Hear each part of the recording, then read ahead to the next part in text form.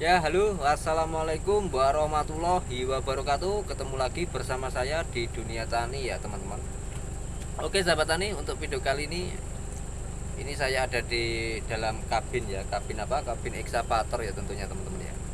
Dalam kabin ekskavator, tapi bukan masalah ekskavator yang saya bahas, melainkan adalah kelapa sawit yang ada di sana, teman-teman. Nah, bisa dilihat ya, kelapa sawit yang ada di sana.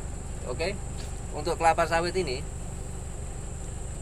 bisa dilihat ya, saya perdekat lagi teman-teman ya. Nah, apa di tempat kalian ini mengalami trek buah ya, ini masih pembahasan tentang trek buah ya teman-teman. Nah, jadi jangan khawatir ya teman-teman untuk trek buah ini. Nah, dan penyebabnya apa saja kok bisa mengetrek buahnya tidak ada buahnya. Kalau buahnya tuh sebenarnya ada teman-teman, cuman berkurang ya, cuman berkurang. Nah, perlu dilihat lagi, kita ingat-ingat lagi teman-teman. Di tahun 2023 akhir akhir bulan ya teman-teman ya, antara bulan 11 sampai bulan 12 itu kan mengalami yang namanya kekeringan atau El Nino. Nah ya, nah jadi untuk kekeringan dan El Nino ini itu kan biasanya untuk perkebunan kelapa sawit, waktu, jadwal dan pemupukannya pasti ditunda ya teman-teman ya, menunggu ada hujan sedikit itu pasti ya, meskipun tidak lebat, itu pasti ada hujan sedikit itu teman-teman, itu baru mulai pemupukan. Nah, untuk petani kelapa sawit sendiri, petani mandiri pastinya tidak memupuknya teman-teman ya, itu pasti karena takut tidak terserap oleh kelapa sawit. Nah, itu kenapa kok sekarang dampaknya itu sekarang teman-teman bisa menjadi buah ngetrek seperti itu. Tuh, bisa dilihat ya. Ada, cuman tidak seperti biasanya. Biasanya satu lorong ini bisa mendapatkan antara 30 ya, antara 30 sampai 20 ya. Janjang sekarang tidak bisa mendapatkan. Itu bedanya di situ saja. Nah, untuk mengatasi ngetrek ini gimana Pak caranya? Apa kita langsung pemupukan? Gini teman-teman ya. Ada baiknya kita melakukan pemupukan, tapi kondisikan dulu tanahnya. Biasanya kalau sudah sekarang ini kan musim hujan teman-teman ya, pasti kalau sering hujan itu pH pada tanah kita itu pasti naik teman-teman ya, cenderung naik. Apalagi kalau berhari-hari turun hujan, karena air hujan itu bisa menaikkan pH tanah teman-teman ya, karena mengandung zat asamnya sangat tinggi untuk air hujan.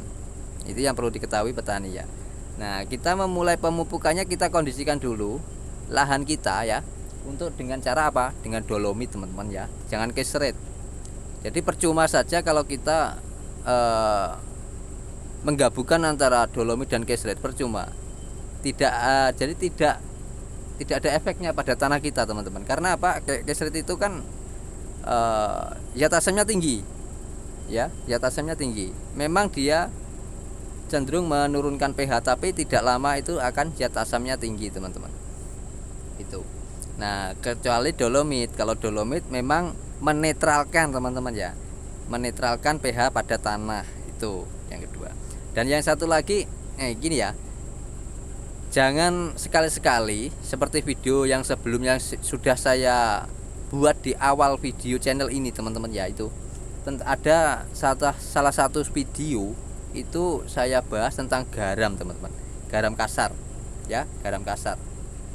Nah, jangan sekali-sekali menggunakan pupuk ini. Berarti petani-petani kelapa sawit ini kalau yang lagi mahal-mahalnya pupuk, biasanya dia mencari alternatif, tapi alternatif yang tidak pas untuk kelapa sawit teman-teman ya, tidak pas untuk kelapa sawit. Oke, ini agak berisik teman-teman videonya, karena ini ekskavatornya ini sudah lagi berbunyi ya teman-teman, cuman tidak dioperasikan, belum dioperasikan, nunggu longbet nanti datang ke sini. Oke, kita langsung saja ke pembahasan pokok, yaitu garam pada kelapa sawit.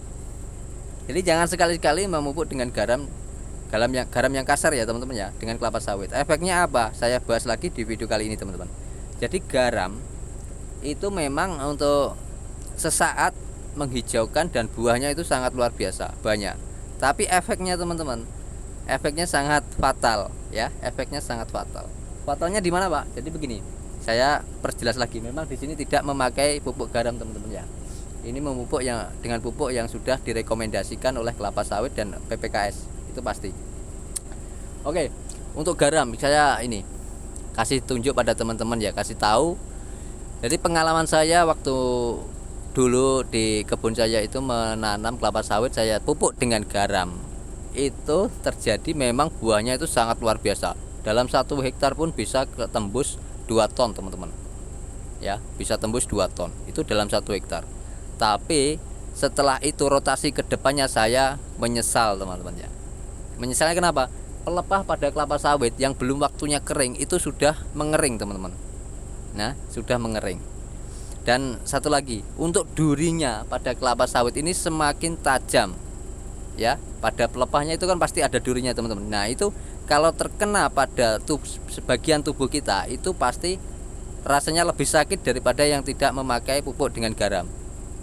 Itu ya teman-teman. Itu pengalaman saya waktu saya memupuk dengan garam dulu. Jadi terus kalau sudah terlanjur gimana Pak? Ya sudah, biarkan saja, kita perbaiki lagi ya, perbaiki lagi. Dengan cara yaitu itu salah satunya dengan dolomit dulu. Kita kondisikan dolomit dulu. Nah, tujuannya supaya netral. Nanti kalau sudah netral kita baru memakai yaitu pupuk nitrogen teman-teman ya, dengan urea atau nitrogen. Jangan ZA. Nah, dan satu lagi untuk ini ada satu pertanyaan teman-teman tentang perkebunan kelapa sawit. Kalau tidak dipupuk dengan KCL apa bisa Pak? Gini teman-teman, untuk kelapa sawit ini dimasukkan pupuk apa saja itu mau saja teman-teman, bisa saja. Cuman efek dan kelebihannya itu yang berbeda teman-teman ya. Itu oke. Yang kita cari adalah buahnya ya teman ya. Pasti di semua perkebunan kelapa sawit yang kita cari adalah tonase buahnya atau BJR, itu pasti dicari pada itu. Nah, kalau kita tidak memakai dengan pupuk KCL memang bisa. Meskipun di sini juga tidak memakai pupuk KCL teman-teman, tapi penggantinya apa? NPK. Nah, NPK berapa Pak untuk dosisnya? Kalau dosis nanti akan saya buatkan di fitur gabung Dunia Tani teman-teman ya. Oke, sudah jelas ya. Boleh gabung, boleh tidak teman-teman, terserah. Kalau ingin belajar ya monggo, silakan gabung, tidak masalah teman-teman. Oke, kita lanjut lagi ke pemupukan KCL. Jadi gini, KCL itu fungsinya apa tuh? Nah, untuk kalium ini kan tidak ada gantinya. Kalau untuk nitrea atau bukan merek ya teman. Untuk nitrogen itu kan ada penggantinya yaitu ZA. Itu sama ya, pupuknya sama, ZA sama nitrogen itu sama teman. Tapi kalau untuk kalium itu tidak ada teman-teman, penggantinya tidak ada. Itu ya. Nah, untuk biasanya di perkebunan kelapa sawit yang ada di perusahaan itu untuk mengganti KCL itu biasanya dengan NPK. Kenapa kok harus NPK? Karena nitrogen, kalium dan fosfor. Ya. N-nya nitrogen, P-nya fosfor dan K-nya kalium. Nah, kalium ini terdiri dari apa saja tuh Pak? Banyak sekali ya teman-teman. Dari ya salah satunya adalah KCL itu loh. Itu. Oke, semoga ini bermanfaat videonya ya. Sampai di sini sudah paham ya. Semoga bisa menginspirasi bagi petani-petani kelapa sawit dan bermanfaat dan menambah ilmu bagi petani-petani kelapa sawit tentang kelapa sawit. Nah, banyak poin yang bisa diambil pada video kali ini ya teman-teman ya.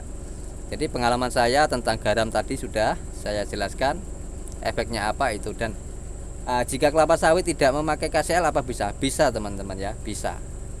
Tapi harus menggunakan NPK itu ya. Oke, dari sini paham dan saya akhiri video kali ini. Semoga bermanfaat videonya dan ketemu lagi nanti di video saya selanjutnya tentang perkebunan kelapa sawit. Jadi tidak perkebunan kelapa sawit saja teman-teman. Nanti kedepannya akan saya buatkan lagi seperti pengalaman saya di pertanian kelapa sawit dan bidang pertanian. Oke. Saya akhiri wassalamualaikum warahmatullahi wabarakatuh. Salam tanda berduri, petani sehat luar biasa, sukses selalu.